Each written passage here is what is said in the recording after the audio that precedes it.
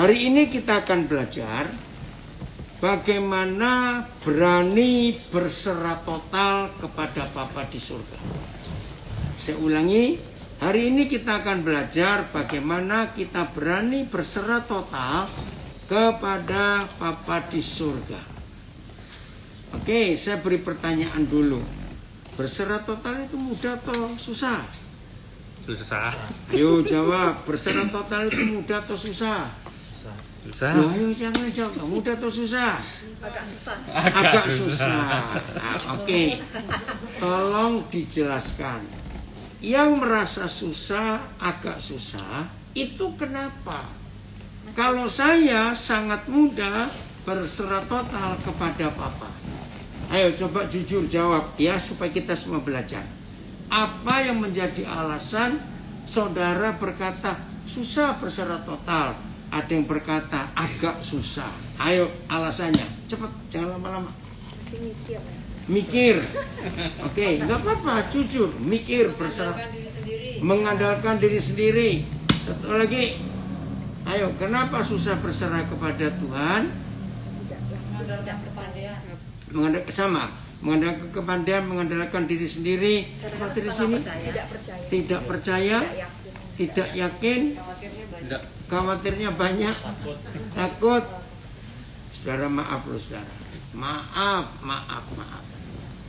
Kalau saudara ketemplak dengan kalimat ini, jangan marah tapi bertobat. Satu-satunya penyebab kita anak-anak Bapa di surga sulit berserah kepada Papa. Dengar, kalau setuju, tapi sebelum jawab setuju renung dulu. Karena kita nganggap dia goblok, kita lebih pintar. Ayo, betul atau salah? Loh ayo. Iya, tuh. Nah, Iya, kita sok pinter. nah itu dia. Sotoy. Maaf loh, serius saudara.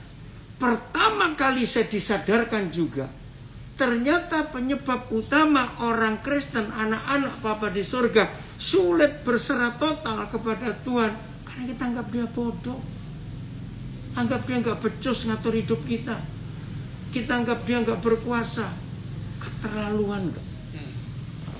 Ini loh masalah yang paling celaka dalam hidup kita.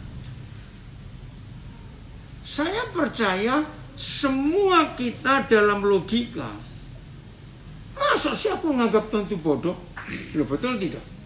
Loh saya tanya iya tuh? Loh saya tanya iya atau tidak? Masa kita nganggap dia bodoh?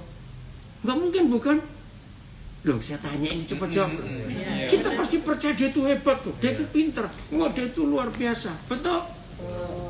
Tapi beda antara pengakuan iman kita dengan praktek dalam hidup itu beda. Kenapa? Nah, kenapanya ini yang hari ini kita akan coba ketemukan. Saya beri contoh dulu. Ada di antara kita sakit, ya, atau keluarga kita sakit, ya. Terus ada dua pilihan dokter. Satu dokter yang sudah sangat kita kenal. Mungkin sejak oma kita masih hidup, keluarga kita sudah dihandle, dipegang oleh dokter ini. Kenal bukan? Dan yang satu, dokter kita nggak tahu, cuma teman kita beritahu. Oh dokter itu baik loh, dokter itu baik. Dengan jawaban ini, maka kita akan tahu penyebabnya. Mengapa kita sulit berserah kepada Tuhan? Mengapa kita bisa menganggap dia itu bodoh? Maaf ya Tuhan, ampuni kami. Tapi ini yang seringkali kami lakukan. Pertanyaannya dari dua dokter ini. Kepada dokter yang mana kita bisa pasrah total. Saya dokter serah mau diobati, Pak saya terserah tidak. Dokter yang mana? Lu ngerti nggak pertanyaannya? Tadi ada dua dokter yang sudah kenal lama. Berarti kalau hari ini masih ketemu dalam hidup banyak saudara, ternyata sulit untuk berserah total kepada Tuhan. Berarti kita belum kenal. maka itu kita sulit berserah. Sedih nggak? Padahal ditanya, so berapa tahun jadi Kristen? Aduh, mungkin Monas belum ada.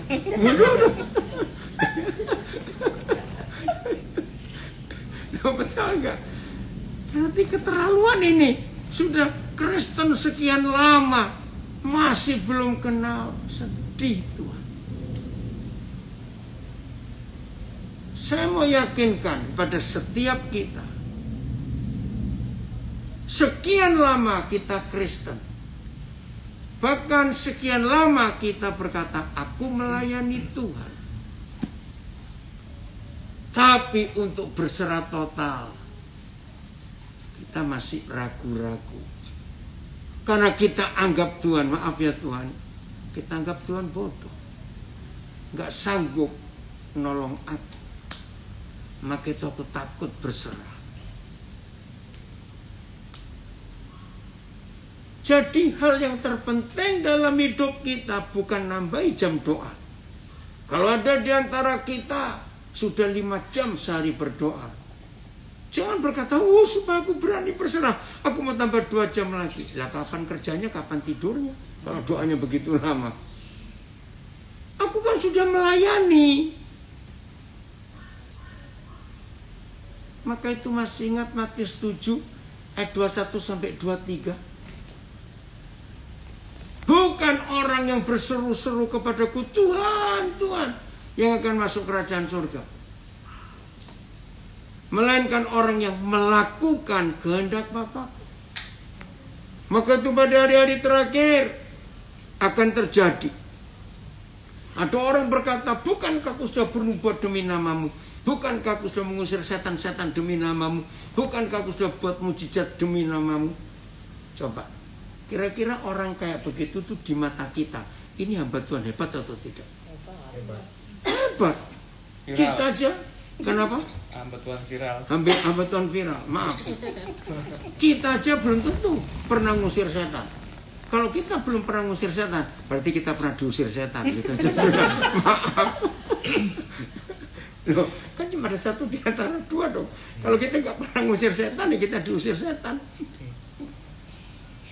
Terbukti banyaknya doa kita tidak menentukan kita kenal Papa. Terbukti dengan hebatnya pelayanan kita, belum tentu hamba Tuhan seperti itu bisa kenal Tuhan. Karena coba lihat ayat itu. Oke, baca aja dulu ya supaya kalian tahu. Matius 7.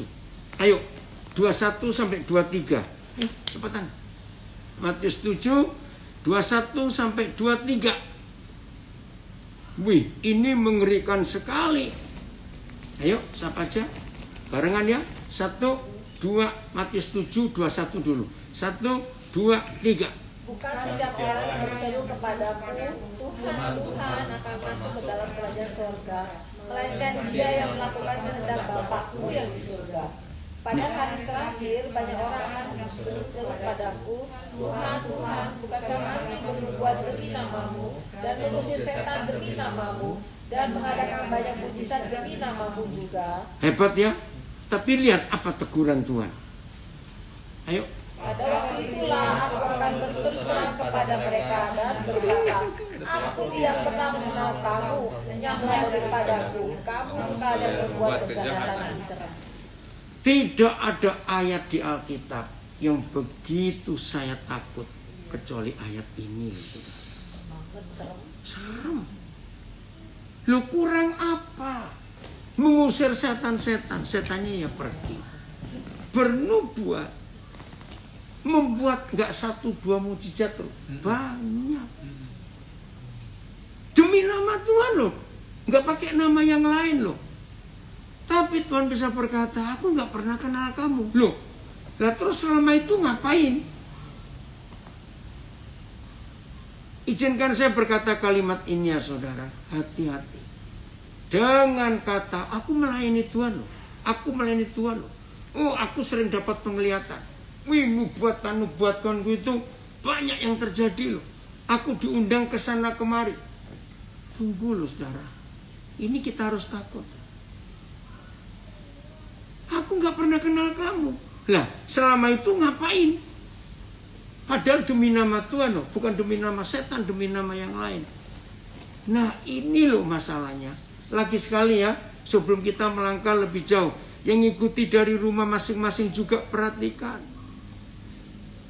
Mengapa kita sulit berserah total kepada Bapa di surga? Apa jawabannya tadi? Belum kenal. Padahal aktif ke gereja, aktif melayani. Jangan itu terjadi dalam kehidupan kita. Pada waktu itu aku akan berterus terang kepada mereka. Saya kaget itu dengan ayat ini. Coba dengarkan. Berterus terang pada waktu itu. Berarti selama itu Tuhan Yesus ngapain terhadap hamba-hamba Tuhan yang hebat itu? Didiamkan. You know? Dicuekin. Aduh, saya nggak mau Tuhan, jangan sampai. Itu takut. Iya dong. Ketika hari terakhir baru Tuhan terus terang. Maka itu begini loh sekarang. Lebih baik hari ini kalau kita salah cepat ditegur Tuhan, jangan tunggu besok. Iya. Lo betul, aduh jangan sampai, jangan Jadi sampai. Tuhan berterus terang sekarang. Iya, aduh. Maka itu saudara, ketika COVID-19 ini muncul, maaf, pelayan-pelayan Tuhan, hamba-hamba Tuhan yang sering katanya mengadakan demonstrasi kuasa Tuhan, nongol nggak di masa pandemi ini? Bisa tanya, nongol nggak, muncul nggak? Enggak. Tapi semuanya kerja di rumah cuma di depan HP, nggak di depan orang banyak. Maka itu saudara, izinkan dari waktu ke waktu yang Tuhan berikan kepada kita untuk mengenal. Wih, itu penting sekali. Salah satu ciri, salah satu bukti bahwa kita kenal seseorang, maka kita percaya pada orang itu enggak? Percaya. Nah, saya balik lagi. Berarti kalau kita sulit berserah total kepada Tuhan, maaf, tadi jawabannya ketemu kita belum kenal. Yang sekarang berarti kita sudah percaya atau belum? Lu kok ragu-ragu? Iya, belum percaya. Belum percaya. Maka itu ragu-ragu. Oke, saya beri contoh lagi. Ya. Semua kita yang pernah naik pesawat, pernah sadar nggak bahwa kita kalau naik pesawat itu kita itu menaruh iman, ya, Ada pilot. Betul. menaruh iman kepada siapa? Pilot. Pilotnya. Kenal nggak? Ya, kok berani? Loh, Oh nggak mau? ya itu dia. Maaf ya, jangan takut ya. Saya punya istilah ini loh sekarang. Orang yang naik pesawat, tapi jangan sampai nyalakan saya kalau setelah dengar kalimat ini. Orang yang naik pesawat itu sebetulnya sedang naik peti mati terbang. Loh, pikir. Loh, betul tidak? Loh, memang tuh. Nyawanya lagi dipertaruhkan. Ya, ya. Loh, mau nggak mau katanya dari itu. Mau nggak mau. Yang hidup tapi dapat santunan. Kok ngenteni santunan? Mau, saya nggak mau dapat santunan. Emang nih, pincet. Loh, serius. Kita ini kalau naik pesawat, begitu duduk, pasang sabuk pengaman, kita itu pasrah total loh kepada Iya. pilot. Kita tuh ngomong gini, pilot, ini nyawaku, terserah kamu. Mau dibawa kemana ya sudah, mau apa lagi. Loh, betul tidak? Nah, ini loh yang buat Tuhan sedih. Kepada pilot yang kita nggak pernah kenal, kok berani menyerah total. Tapi kepada Papa kita yang baik, kita kok masih mikir-mikir. Orang Jawa bilang kebuangetan itu. Keterlaluan betul-betul. Tolong ya, jangan ini dianggap sepele. Ini perkara serius. Betul tidak? Maka itu Matius 7:23 tadi menakutkan. Aku nggak pernah kenal kamu. Hanyalah. Woi saudara, kata anyala itu bukan sekedar ngusir. Kalau ngusir, pergi sana kamu. Tapi ini anyala. Saudara tahu gak? Itu persis seperti ngusir anjing. Sering tahu didekati anjing yang kudisan lagi anjingnya. Hei, rasanya. Kita usir dia. Pergi. Nah seperti itu. Kalau ada orang Kristen, hamba Tuhan, anak Tuhan yang hebat, tapi Tuhan gak kenal. Karena dia gak mau mengenal.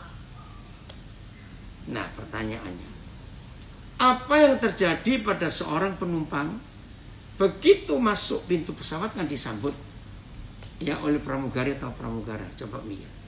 Biasanya kita langsung ke kiri atau ke kanan begitu masuk? Ke kanan. Kalau ke kiri kemana? Pilot.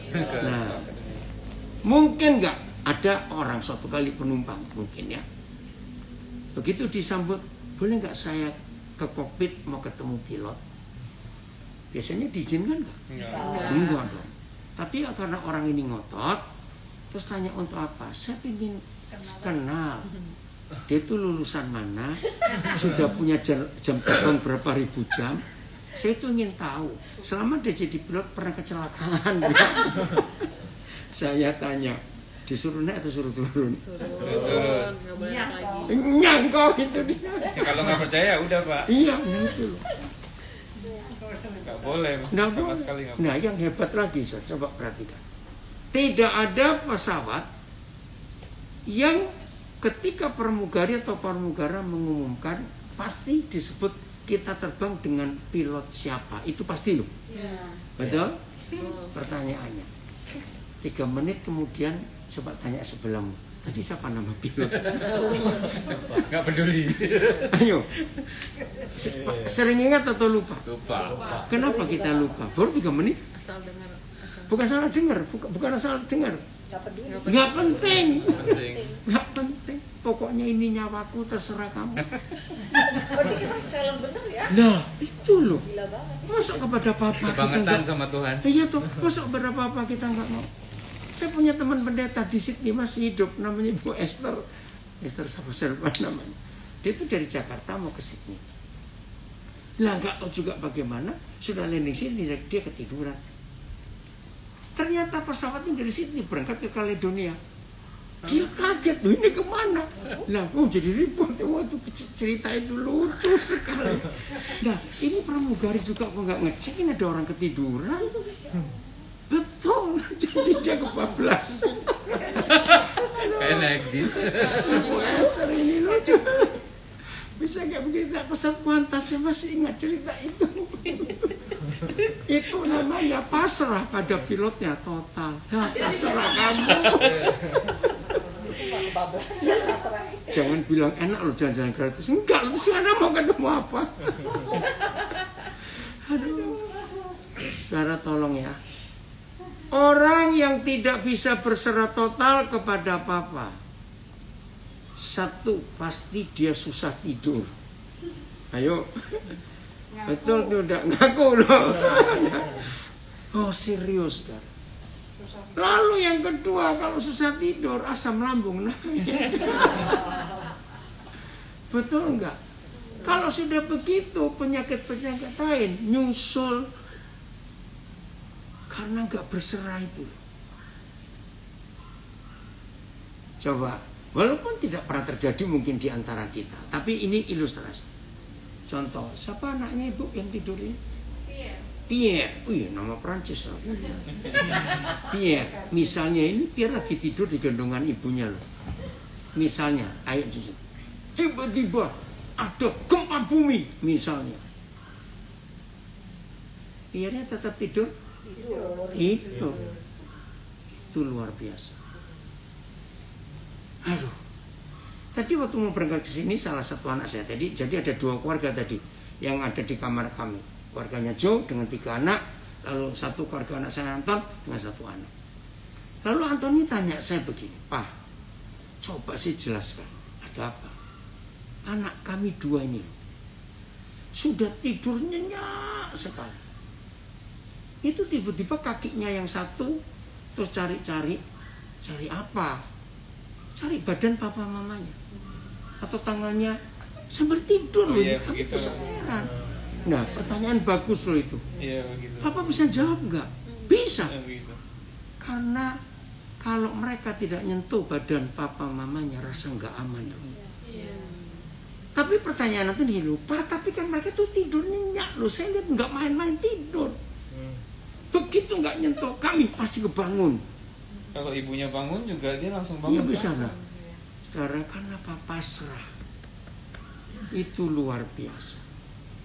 Saya punya pengalaman berapa tahun yang lalu. Ada satu bayi umur 8 bulan di Batam.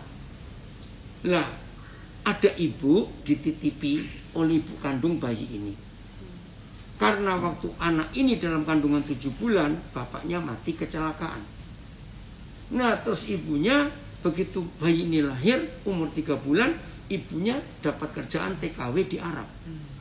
Nah, terus dia punya tetangga. Tolong jagain anakku ini, aku mesti kerja. Tiap bulan dikirim uangnya.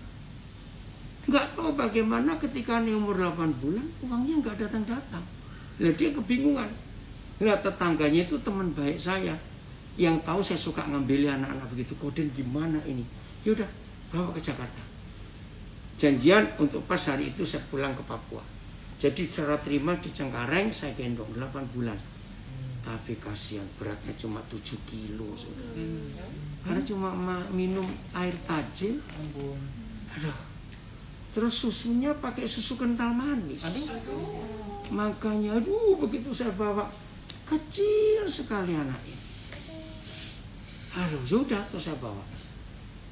Karena tahu perjalanan hampir 11 jam.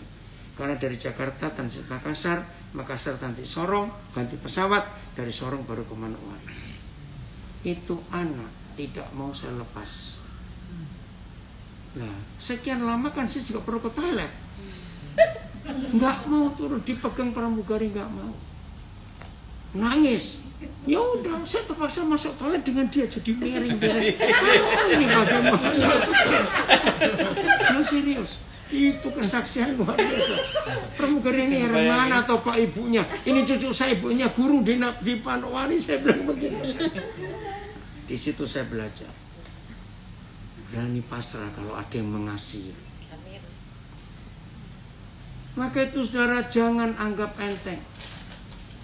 Tidak percaya Tuhan, menganggap Tuhan bodoh. Maaf.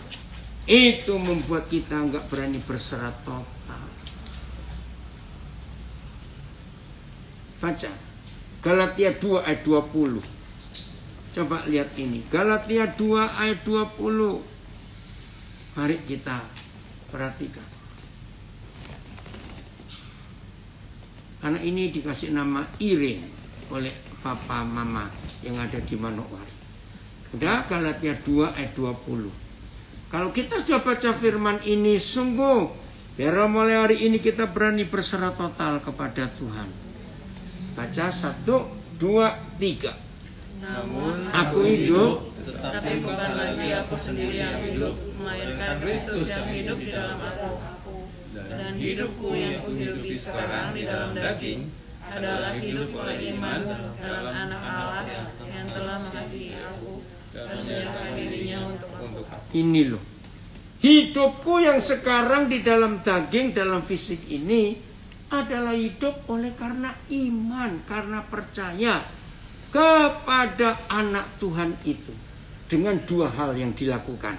1, yang telah mengasihi aku. Dan 2, telah apa? Menyerahkan nyawanya untuk aku.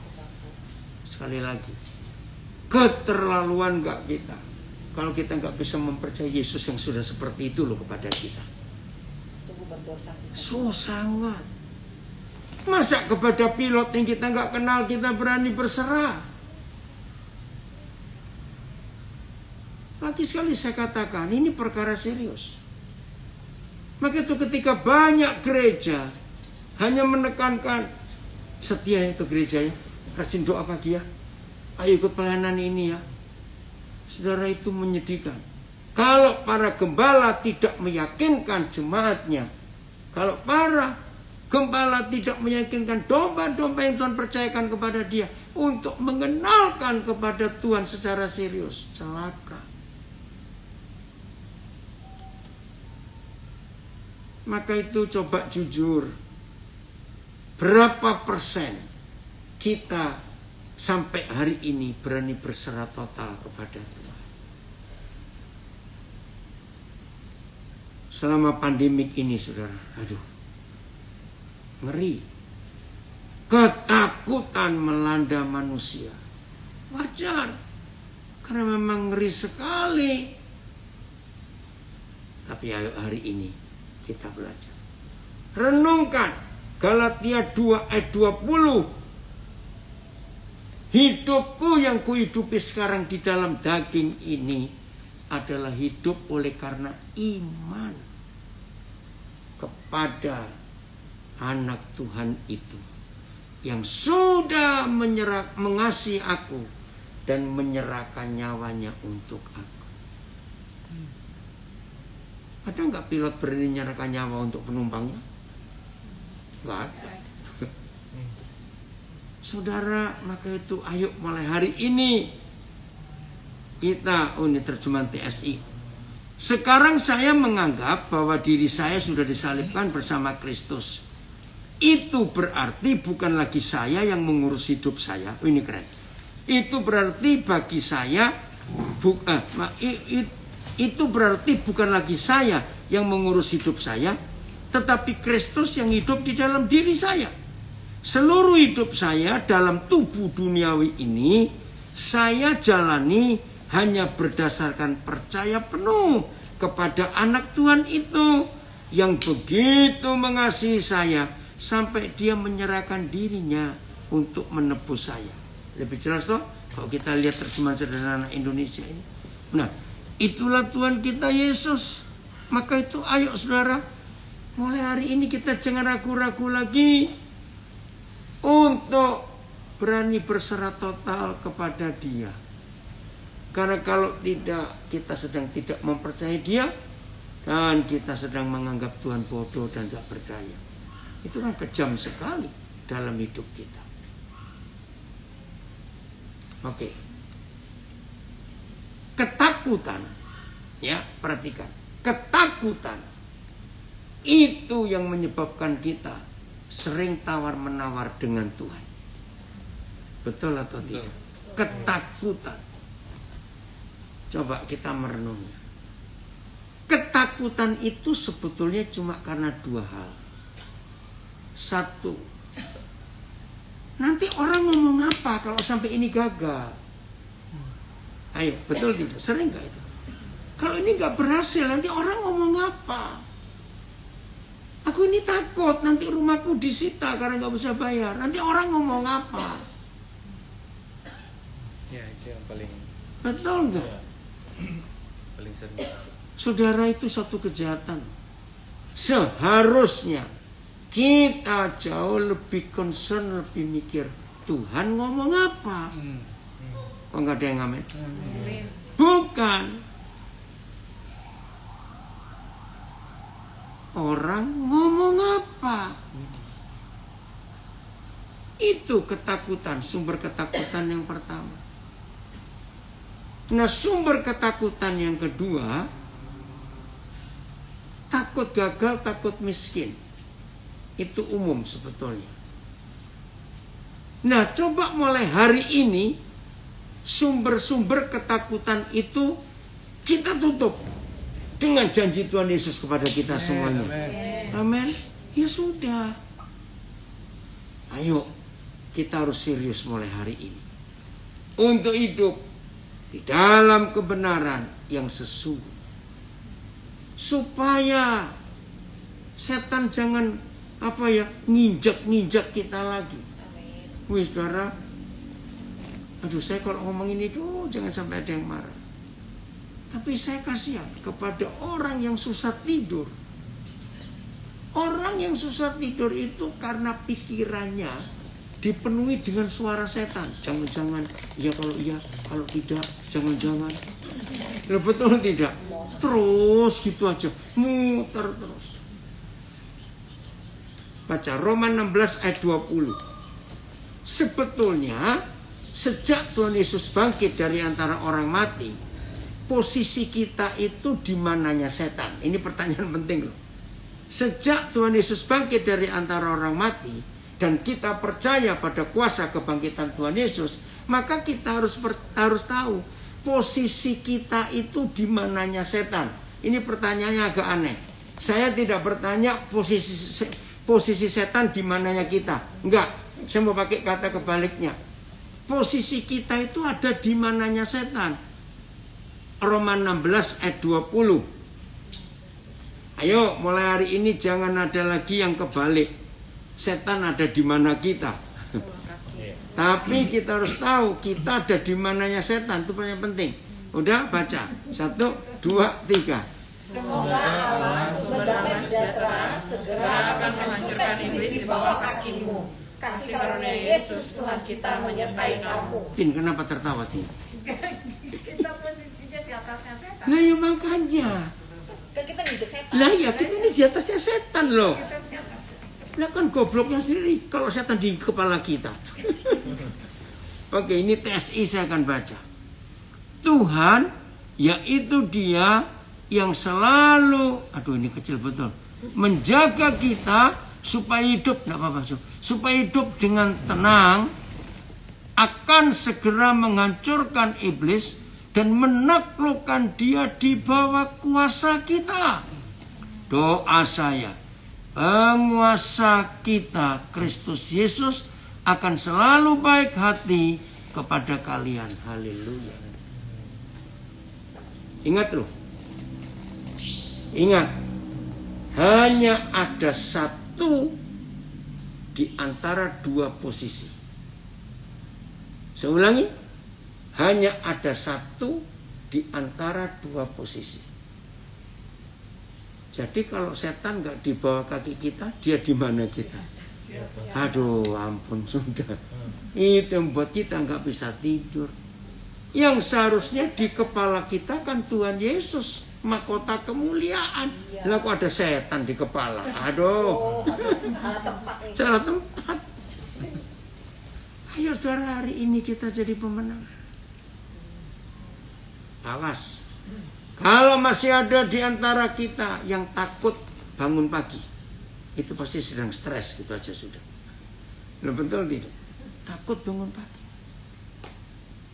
Percaya tidak saudara, kalau kita dalam posisi pemenang, setan itu kalau mengganggu kita mikir-mikir.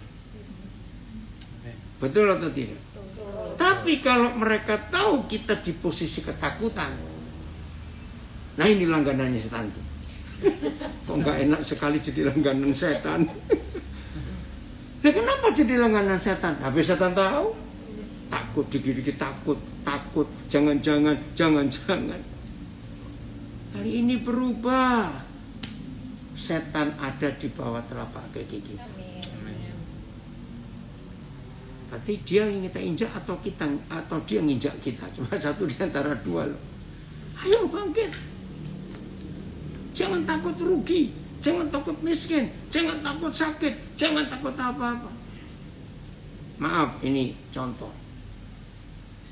Pernah dengar nggak? Sebetulnya orang itu nggak perlu kena corona, tapi kok bisa? Karena takut corona. Kena. Loh, betul tidak? Aku nggak takut loh. Lah ya enggak, itu orang kena. Maka itu bukan soal nggak takutnya. Ada banyak orang terpapar virus ini karena dia takut. Dia takut malah jadi kena loh. Iya, makanya. Jadi kita harus percaya, walaupun kita tetap berhati-hati, nggak bisa sembarang. Pakai prokes tetap. Iya, tetap itu. Wih, saudara, kalau kita hidup seperti ini, hidup itu menyenangkan sekali. Hidup itu indah, hidup itu ringan. Ya, hari-hari yang kita jalani itu, aduh, menyenangkan sekali, walaupun tantangannya masih banyak. Karena janji Papa kita ini loh yang kita harus pegang, supaya kita jangan ditakut-takuti lagi dalam hidup ini.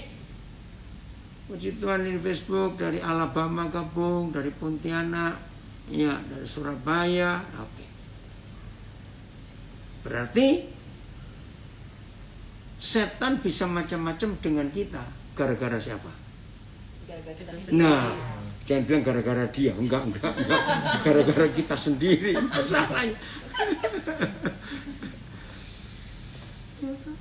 Tidak mengampuni, itu langganan setan. Betul tidak? Tidak mengampuni itu langganan setan. Hatinya penuh dengan dendam. Jangan. Pokoknya lakukan semua yang Tuhan katakan kepada kita. Nanti hidup ini akan luar biasa dampaknya, saudara. Oh, semua janji Tuhan akan terjadi dengan sempurna di hidup kita. Itu yang Tuhan mau. Saudara, hidup yang tidak berserah total kepada apa-apa. Capek loh, saudara. Betul-betul capek. Ketakutan terus. Nggak bisa tenang dalam hidup ini. Tapi puji Tuhan kalau hari ini Tuhan memberi kita kesempatan untuk kita boleh belajar. Jadi jangan lupa mengenal Papa kita. Mengenal dia. Sama kita mengenal dokter itu sehingga kita percaya. Dalam psikologis ditemukan. Kalau ada orang sakit, seringan apa, separah apa.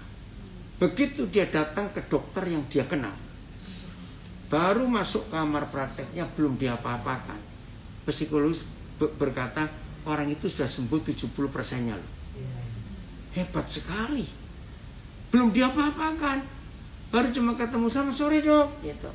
Terus dokternya senyum, wah itu sudah sembuh 70%. Karena percaya dan karena kenal. Amin. Nah seperti itu seharusnya kita dengan Papa di surga. Mau tidur. Besok ada lagi yang dia sediakan buat kita. Ingat ilustrasi cucu saya tadi. Dia tanya, kok cari? Jadi Pak, kadang-kadang enggak tangannya. Kalau tangannya enggak nyampe, dia pakai kakinya. Nyariin di mana? Saya bilang, anakmu pemain bola kali, saya bilang. Ya, begitu dia nyentuh, dia langsung diam. Itu kami perhatikan sejak mereka itu masih kecil. Hebat sekali karena merasa aman itu. Maka itu firman Tuhan berkata, carilah Tuhan selama dia berkenan ditemui. Ya udah. Artinya Papa selalu hadir dalam hidup kita ini. Amin ya. Jadi yang penting bukan nambahi doa. Sudah sekian jam tambah sekian jam. Bukan nambahi puasa, bukan. Nambahi pengenalan. Nambahi pengenalan. Oh, ini ada yang komen juga betul. Papi, cucu Papi Michelle pernah alami seperti itu. Nah, ini contohnya. Hebat kalau Papa hadir di hidup kita. Maka itu satu-satunya Tuhan. Dengar, satu-satunya Tuhan yang berkata, aku ini Immanuel. Siapa dia? Tuhan Yesus. Enggak ada loh di dunia ini yang Tuhannya Immanuel, hanya Yesus. Dari semua terjemahan, yang saya paling kaget itu terjemahan bahasa Jawa. Kalau bahasa Inggris, God be with us. Tuhan beserta kita. Bahasa Indonesia juga, Tuhan beserta kita. Tapi bahasa Jawa, saya nggak tahu bahasa Mandarin, bahasa-bahasa yang lain. Bahasa Jawa juga Gusti nunggil kelayan kita. Tuhan bersatu dengan kita. Wih, ternyata beda. Kalau Tuhan beserta, bisa hilang nggak? Bisa. Karena kita ke sana, Tuhan ke situ, ya kita nggak tahu ada di mana. Tapi kalau nunggil bersatu di dalam. Waktu saya jadi guru sekolah minggu, saya ngajari anak-anak konsep sederhana. Maaf ya, maaf. Maka itu kalau kita sudah tahu siapa Immanuel itu, pertanyaannya kan keterlaluan kalau kita masih nggak mempercayai dia. Loh, betul tidak saudara? Keterlaluan. Dia seperti itu sudah menyerahkan nyawanya. Dia begitu mengasihi kita. Kok masih nggak percaya? Yang belum punya anak pun tahu kalau saya ceritakan ini. Salah satu hal yang sangat menyakitkan hati orang tua atas apa yang diperbuat anaknya, itu cuma satu. Ketika anak-anak orang tua itu gak percaya papa mamanya sendiri? Renungkan, sebagai papa mama kita sakit. Sedih sekali. Kok kamu gak percaya mama? Kamu kok gak percaya papa? Pernah gak kita menyadari seperti itu? Sakit hatinya Tuhan, kok kamu gak percaya aku? Contoh kecil dah. Walaupun ini mungkin gak pernah terjadi, tapi contoh. Suatu kali mama sudah selesai masak, anak-anak siap untuk makan. Tiba-tiba makanan di depan, anak-anak di atas meja. Terus anak-anak tanya, Ma, tadi mama nyucinya bersih gak sini, Ma? Tadi mama motong-motong itu bagaimana? Pisaunya, tangannya. Terus waktu mama ngerebus ini pancinya bagaimana? Ayo kira-kira gimana perasaan kita? Kesal dong. Iya loh, ini anak kok kayak begini.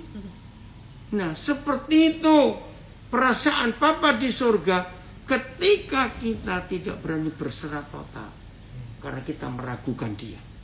Sama seperti anak-anak yang meragukan masakan mamanya. Ini loh yang perlu kita pelajari, kita renungkan dalam hidup ini. Berapa kali kita mendengar khotbah hidup yang kekal, hidup yang kekal, percaya Yesus itu terima hidup yang kekal. Apa lawan katanya kalau nggak memiliki hidup yang kekal? Binasa. Nah, apa itu hidup yang kekal? Coba buka Yohanes 17 ayat 3. Biarlah firman ini menyadarkan kita semua. Oke, saya nggak tahu siapa ini, Andre, siapa? BD, percaya Papa lebih dari percaya kepada siapapun. Amin. Ya, Yohanes 17 ayat 3. Oh Tuhan tolong kami. Yohanes 17 ayat 3. Apa itu hidup yang kekal? Ayo baca sama-sama. 1, 2, 3. Inilah hidup yang kekal itu, yaitu bahwa mereka mengenal Engkau, satu-satunya Allah yang benar, dan mengenal Yesus Kristus yang telah Engkau utus. Apa itu hidup yang kekal? Bukan doa puasa, doa pagi, baca Alkitab, memberi perpuluhan, melayani. Tidak. Hidup yang kekal itu karena kita mengenal. Siapa duluan? Baca. Mengenal siapa? Engkau satu-satunya Mengenal Papa. Terus satu-satunya Tuhan yang benar dan mengenal Yesus Kristus yang Kau utus. TSI saya baca. An tolong birunya. Oh ya, coba ya. Ya. Karena mengingat doa Yesus itu, saya Yohanes juga berdoa kepada Tuhan. Papa, memang benar. Inilah jalan untuk menerima hidup yang selama-lamanya, yaitu hendaklah mereka mengenal Engkau sebagai satu-satunya Tuhan yang benar dan juga mengenal Kristus Yesus yang Engkau utus ke dunia ini. Maka saya tanya balik, maka kalau saudara dan saya tidak mengenal Papa dan tidak mengenal Yesus, kita punya hidup yang kekal tidak? Lo jawab dong. Tidak. Nah, kalau kita nggak punya hidup yang kekal, tadi Tintin bilang binasa. Wih, maaf lagi sekali. Berarti kalau ada di antara kita tidak berani berserah total, pasrah total kepada Bapa, itu berarti kita belum mengenal Dia. Berarti kita kalau nggak mengenal Dia, nggak punya hidup yang kekal itu. Waduh, saudara, mengerikan sekali. Semua rasa takut yang terus menghantui kita, semua rasa khawatir yang terus mengejar mengikuti kita, karena kita tidak mengenal Bapa dan mengenal Yesus. Berarti kita tidak mempunyai hidup yang kekal. Adalah pokoknya hari ini, ayo kita betul-betul hidup dalam kebenaran ini, mengenal Dia, supaya kita memiliki hidup yang kekal. Maka itu di dalam banyak firman. Papa nggak minta kita doa sekian jam sehari, tidak. Mengenal. Berapa ayat yang terakhir? Hosea 6 ayat 3. Ini sebuah ajakan. Ya Dilan, amin. Anak saya dari Samarinda. Hosea 6 ayat 3. Apa yang Papa minta? Bukan ajakan beribadah, ajakan berdoa, ajakan memberi, tidak. Ayo baca 1, 2, 3. Marilah kita mengenal dan berusaha sungguh-sungguh mengenal Tuhan. Ia pasti muncul seperti fajar. Ia akan datang kepada kita seperti hujan pada akhir musim yang mengairi bumi. Haleluya, berarti ada berkat terus hujan itu. Tapi saya kagumnya begini, saudara. Marilah kita diajak untuk apa? Mengenal. Ayo puji Tuhan, anak saya dari Manokwari. Anton, apa kabar selama ini? Bapak enggak dengar kamu. Marilah kita mengenal dan berusaha sungguh-sungguh mengenal. Nah, terus yang saya kagum itu begini. Mengapa ilustrasinya atau contohnya kok enggak yang lain? Seperti emas sekian kilo atau berlian sekian ons. Tapi kok maka ia pasti muncul seperti fajar. Saudara tahu enggak rahasia firman ini? Misalnya, ini malam sekarang. Wih, lagi badai besar. Halilintar. Wih, menakutkan. Enggak usah panik, tinggallah tidur. Besok fajarnya muncul. Fajar itu enggak pernah telat, katakan amin. Ini yang Papa janjikan. Pernah tahu kita ngalami suatu malam, wih, badai ketakutan. Pernah tahu? Enggak usah panik, enggak usah doa supaya badannya pergi. Besok pergi sendiri kok dia. Tinggal aja tidur. Ia pasti muncul seperti fajar. Itu Papa kita. Satu kali hamba Tuhan dari Amerika, dia memberi kesaksian. Aduh, saya dengar itu menangis. Dia bertamu ke rumah teman baiknya. Lagi ngomong-ngomong begitu, istrinya lagi pergi. Tiba-tiba hujan halilintar kencang sekali. Nah, yang punya rumah minta izin. Sorry ya, aku mesti ngeliat anakku. Dia lagi tidur ini. Jangan sampai dia ketakutan. Nah, pendeta ini kenal baik juga dengan anaknya itu. Ayo aku ikut. Begitu si bapak ini buka pintu kamar anak ini, mereka dua syok. Ternyata anak ini lagi berdiri di depan jendela, tirainya dibuka, bukan jendelanya. Terus dia ngamasi kilat. Papanya belum sempat tanya, karena kamu tuh mau ngapain? Anak ini ngomong gini, Papa, Tuhan motret aku. Tahu nggak motif iman anak ini? Yang tua yang takut. Ternyata anak ini belum lagi dipotret Tuhan pakai flash itu. Maka itu miliki iman anak-anak. Maaf ini, tadi saya belum berani ngomong di awal. Ya, yang nggak bisa percaya Tuhan, nggak bisa pasrah itu. Akhirnya saudara jawab, karena nggak kenal, jangan nganggap Tuhan bodoh. Maaf. Biasanya yang bisa pasrah total, orang Jawa bilang pasrah bongkoan. Maaf ya, jangan tersinggung. Itu orang pintar atau yang bodoh? Maaf ini. Halo. Berarti kalau kita belum berani berserah, kepintaran gitu aja. Orang bodoh itu gampang berserah loh, saudara. Kenapa, Melda? Kenapa? Cerita dong, sharing pengalamannya. Serius loh, saudara. Sok pinter, itu enggak pinter, sok kok jemaat. Jadi sudahlah, mulai hari ini ajakan ini kita terima. Mari kita berusaha mengenal, sungguh-sungguh mengenal Dia. Dari hari ke hari, gunakan setiap waktu untuk kita bisa mengenal siapa dia dari peristiwa demi peristiwa, kita akan kenal. Tadi pagi ada kesaksian lucu. Anak saya sampai heran. Kami nginep di Fatma Ubud, kan dapat jatah makan 2 orang.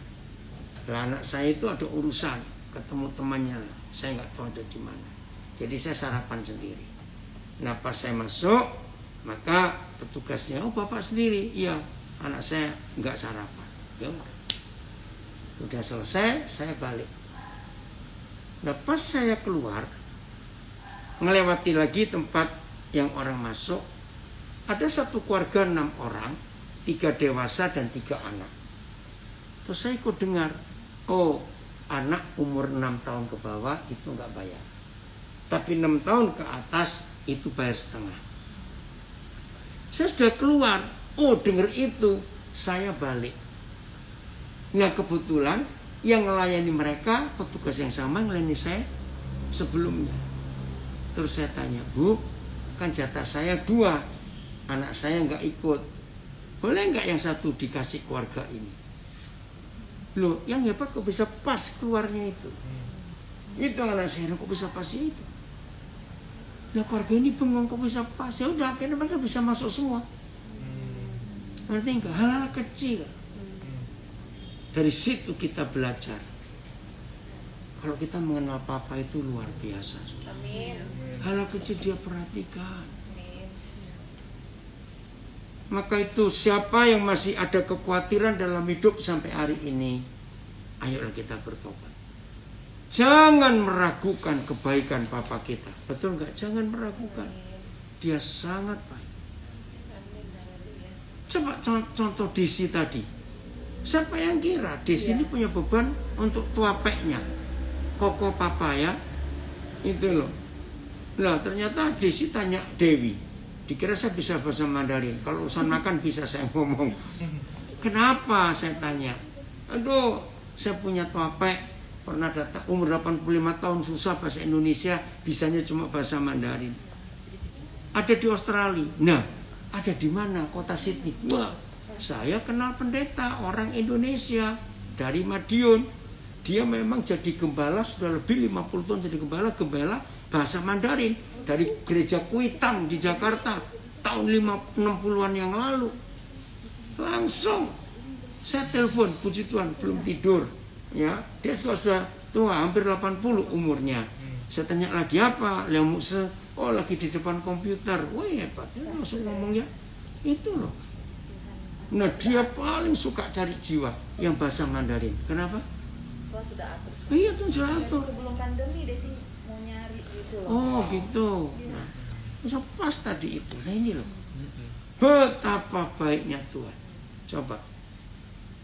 Kalau saudara membaca firman ini, Tuhan tahu jumlah rambut di kepalamu. Terus terang, saudara mikir apa? Kurang kerjaan. Kurang kerjaan enak aja.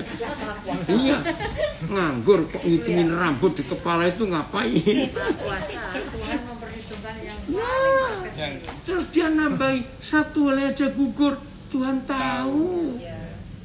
Bayangkan, Detail. sekecil itu sampai Tuhan urus. Saudara, ini hal yang sederhana sekali dalam hidup kita. Maka itu kita jangan pusing. Tuhan yang pusing kok, karena dia sayang kita. Lagi sekali, mulai hari ini jangan ada seorang pun di antara kita yang gak bisa percaya total kepada Tuhan. Rugi saudara, rugi. Walaupun dalam situasi sesusah apapun juga. Matius 6:32. Ayo cepat sampai sini selesai. Matius 6 ayat 32. Apa yang dicari oleh bangsa-bangsa yang tidak mengenal Tuhan? Udah, Matius 6:32. 1, 2, 3. Semua itu dicari oleh bangsa-bangsa yang tidak mengenal Tuhan. Kita mengenal atau tidak? Mengenal. Nah, kalau kita kenal ikut cari itu enggak? Enggak. Faktanya cari juga. Karena kita enggak kenal. Walaupun Kristen. Apa semuanya itu ayat 31. Sebab itu janganlah kamu berkata khawatir. apa yang akan kami makan. Nah, makan, minum, pakai itu wajar kalau yang cari orang yang tidak mengenal Papa. Semua itu udah Nyarinya merek tolak-tolak. Hermes. Nyarinya merek Hermes. Yang dipakai. Nah, itu masalah. Puasannya itu beda. Makannya beda. Lalu kalau kita kenal Papa, lihat kalimat berikut ayat 32. Saya suka kalimat itu. Akan tetapi Bapamu yang di surga tahu, stop dulu. Kata tahu itu loh yang buat saya menangis. Terima kasih Pak. Ketika bangsa-bangsa yang tidak mengenal Tuhan panik cari ini cari itu karena takut, karena khawatir. Kita yang kenal nggak perlu cari. Kenapa? Karena Bapamu yang di surga tahu. Ini loh, cukup. Kata tahu itu cukup. Tahu apa? Baca. Bahwa kita memerlukan apa semuanya tadi itu? Makan, minum, pakai. Jadi Papa yang tahu. Ya udah, percaya aja. Lagi sekali yang belum punya anak pun akan tahu. Anak kita yang masih kecil, suhu tubuh baru 37 saja. Yang panik siapa? Mamanya, anaknya. Lompat-lompat. Iya, betul. Enggak panik, enggak pusing. Betul. Iya toh? Iya sudah. Aduh, saudara, ini ayat ini saya suka sekali. Bajunya robek. Yang panik siapa? Orang tuanya. Justru anak kecil itu senang kalau pakai baju robek. Karena anak sudah mapan. Iya, justru baju baru mereka gatal. Iya. Lain dengan kita, maunya show saja. Aduh, gatal-gatal ditahan aja. Yang penting Pokoknya yang penting keren. Yang penting Chanel ya. Itu anak-anak itu luar biasa, saudara. Jadi kita yang panik. Jadi bisa tidur ya mulai hari ini. Siapa sudah berminggu nggak bisa tidur? 2 blok aja lah, saudara. Pasrah. Sungguh Papa kita hebat sekali. Amin. Ini yang Tuhan rindu atas kita. Percaya kalau hidup kita seperti ini, hidup ini enak sekali, saudara. Hidup ini tenang. Kenapa? Katanya malam ini kita bisa tidur ya. Iya. Besok pagi bisa bangun ya. Nah ya Mas ya, Mas ya. Iya. Pokoknya ingat, kalau kita nggak bisa tidur menghina Papa loh. Karena kita khawatir terus. Oh, saya bisa tidur tapi saya suka tidurnya malam-malam gimana tuh kok? Tidak apa-apa, asal baca firman, Iya, renungkan saya baca firman, firman. saya dengar firman tuh puji-pujian. Kalau nggak tahu kalau udah tidur baru saya bisa tidur gitu. Nggak apa-apa, asal jangan khawatir, mikirin macam-macam jangan. Indah ya hidup berani pasrah kepada Papa itu menyenangkan sekali. Yang besok biar besok. Maka itu ayat 34 terakhir, Matius 6 tadi. Apa bunyinya? Ayat 34. Oh Tuhan Yesus. Sebab itu janganlah kamu khawatir esok. Ya. Hari esok punya kesusahannya sendiri. Nah, banyak orang salah mengerti ayat ini. Oleh sebab itu jangan khawatir akan hari esok. TSI-nya bilang apa? Jadi tidak usah khawatir akan hari esok. Karena tiap-tiap hari mempunyai pergumulannya sendiri. Cukuplah jalani pergumulan hari ini, jangan tambah lagi dengan pergumulan hari yang akan datang. Ini terjemahan sederhana Indonesia. Saya tanya kepada saudara, coba hitung beban hidup satu hari itu berapa kilo? Kira-kira saja. Ayo kira-kira aja cepat. Beri angka. 5. Oke. Ada yang naik lagi? 7. Oke. 10 deh. Ya. 1. Wih, ringan sekali 1 kilo. Baru ulang tahun soalnya. Bebannya hilang. Oke ya. Beban hidup satu hari 10 kilo. Hari ini aja sudah berat.